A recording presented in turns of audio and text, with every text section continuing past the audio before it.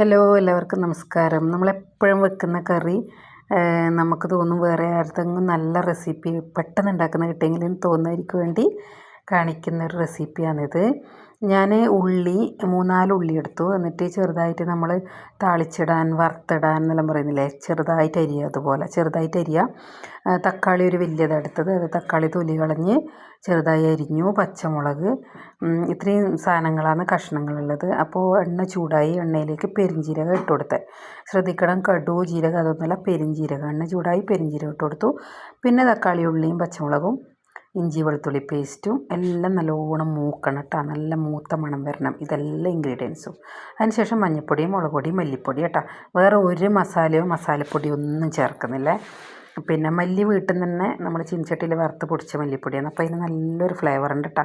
നമ്മൾ പണ്ടത്തെ നാടൻ കറിയില്ല, നമ്മളിപ്പോഴത്തെ മസാലയൊന്നും ചേർക്കൂലല്ലോ, അതുപോലെ ആ ഒരു നാടൻ ടേസ്റ്റ് ഉണ്ടാവുക. എന്നിട്ട് ഞാനിത് ഏറ്റവും കുറഞ്ഞ ഇൻഗ്രീഡിയൻസ് വെച്ച് ഉണ്ടാക്കുന്നേ പറയുന്നത്. നമ്മൾ കറിവേപ്പില ഒരിക്കാൻ പോകണ്ട, പിന്നെ വേറെ കടുക് പൊട്ടിക്കണ്ട, അങ്ങനെയൊന്നും വേണ്ടല്ലോ. അപ്പോൾ അത് കഴിഞ്ഞിട്ടാകുമ്പോൾ നമ്മൾ സോയാബീന് തിളച്ച വെള്ളത്തിലിട്ട്, അത് ഞാൻ രണ്ടാമതും പറയുന്നത് ആദ്യമായിട്ട് ആൾക്കാർ കാണുന്നുണ്ടെങ്കിൽ എന്ന് വെച്ചിട്ടാണ്, തിളച്ച വെള്ളത്തിലിട്ട് പിഴിഞ്ഞ് വേറെ 2 നല്ല വെള്ളത്തിൽ കഴുകി പിഴിഞ്ഞ് ഇതിലോട്ടേക്ക് ഇട്ട് നല്ലപോലെ മിക്സ് ചെയ്യുക.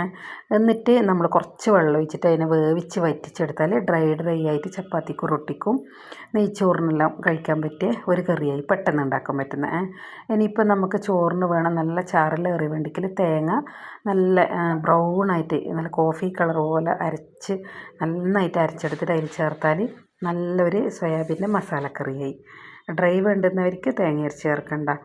പിന്നെ ഇതിൽ തന്നെ നമുക്ക് ഒരുപാട് മാറ്റം വരുത്താം. കറിവേപ്പില ഇട്ടാൽ വേറെ ടേസ്റ്റ്, മല്ലിയില ഇട്ടാൽ വേറെ ടേസ്റ്റ്, പിന്നെ തേങ്ങ ചിരവി ഇട്ടാൽ വേറെ ടേസ്റ്റ്. അങ്ങനെയാണ് നമ്മൾ ഓരോ കറികളും വേറെ ടേസ്റ്റിൽ വെക്കാൻ പഠിക്കേണ്ടത്. സാധാരണ പണ്ടെല്ലാം മീൻ, നമ്മളെ വീട്ടിലെല്ലാം മീൻ മിക്കവാറും 1-2 ടൈപ്പിലല്ലേ വെക്കുള്ളൂ. അപ്പോൾ നമ്മളെല്ലാ കറികളും നമ്മൾ കൂട്ടിമെടുക്കുന്നതുകൊണ്ട്, ഒരേ സാധനത്തിൻ്റെ കറി കൂട്ടിമെടുക്കുന്നതുകൊണ്ട് ഇങ്ങനെ മാറ്റി മാറ്റി വെച്ച് നോക്കണം. അന്നേരം നമുക്കൊരു മടുപ്പ് തോന്നില്ല, കഴിക്കുന്നവർക്കും ഒരു വെറൈറ്റി ടേസ്റ്റ്. ചിലപ്പോൾ ഇഷ്ടാവില്ല, ചിലപ്പോൾ ഇഷ്ടാവും, എന്നാലും. പക്ഷേ ഇത് നല്ല ടേസ്റ്റായിരുന്നു കേട്ടോ. ഇതിന് മല്ലീൻ്റെ മണമാണ് മുന്തി നിൽക്കുന്നത്, മുന്നിട്ട് നിൽക്കുന്നു. അപ്പോൾ നല്ല ടേസ്റ്റാണ്. ആർക്കെങ്കിലും വേണമെങ്കിൽ ഉണ്ടാക്കി നോക്കിക്കോ, സൂപ്പറാണ്.